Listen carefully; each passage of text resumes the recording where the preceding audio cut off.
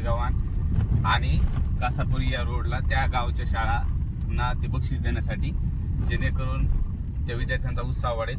त्यानंतर अशीच एक मोठी परीक्षा आपण 3 मेला ठेवलेली आहे तालुक्यामध्ये, ज्याच्या माध्यमातून 100 विद्यार्थ्यांना शैक्षणिक साहित्य अगदी मोफत द्यायचं आहे.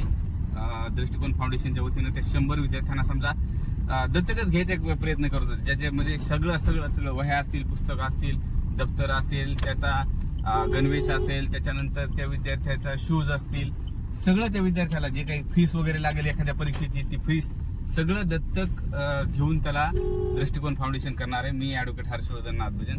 तर या व्हिडिओमध्ये तुम्हाला नक्की दाखवतो की कशा पद्धतीने आम्ही आता ते करत आहोत. धन्यवाद. वर्गातून पहिल्या आणि दुसऱ्या आलेल्या विद्यार्थ्यांसाठी अशा सुंदरशा वॉच आपल्या टाइम्स या दुकानावरून आपण घेतलेल्या होत्या. जवळजवळ आपण 200 वॉच घेतल्यात. सुंदरशा अशा घड्या घेऊन आम्ही डिकीमध्ये ठेवल्या. त्या कालही 60 घड्या वाटल्या होत्या. आज उरलेल्या घड्याळ घेतल्या आणि ह्या घड्याळ घेऊन आम्ही निघालोत पाथरगावांच्या दिशेने.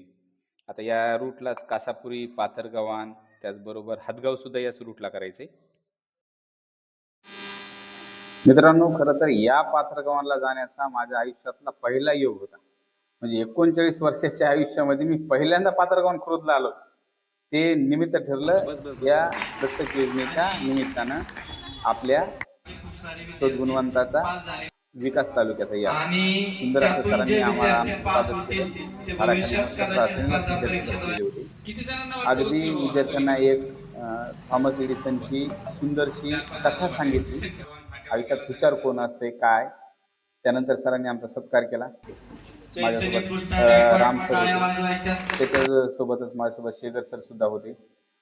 विद्यालयाचे मुख्याध्यापक ढगे सर आणि बाकी शिक्षक बडे सर होते, ठोकळ सर होते, राऊत मॅडम होत्या, केंद्रे मॅडम होत्या, यांनी ढगे सर होते. यांनी अत्यंत सुंदर असं हे सगळं नियोजन केलं होतं. गुणवंत विद्यार्थ्यांना घड्याळ बक्षीस वाटली.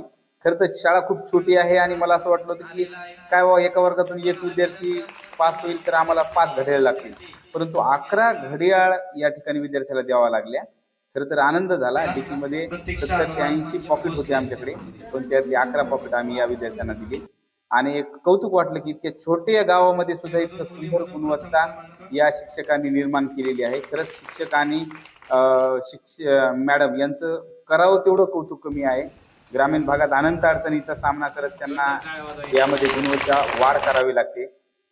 कुठेही इन्व्हर्टर नसतं किंवा ट्युशन नसतं, परंतु आता असता नाही.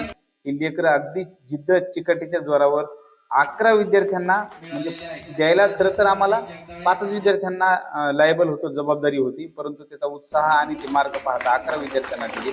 सर्व गुणवंत विद्यार्थ्यांचं अभिनंदन केलं. या ठिकाणी आमच्या शाळेच्या पालक सुद्धा आलेल्या होत्या.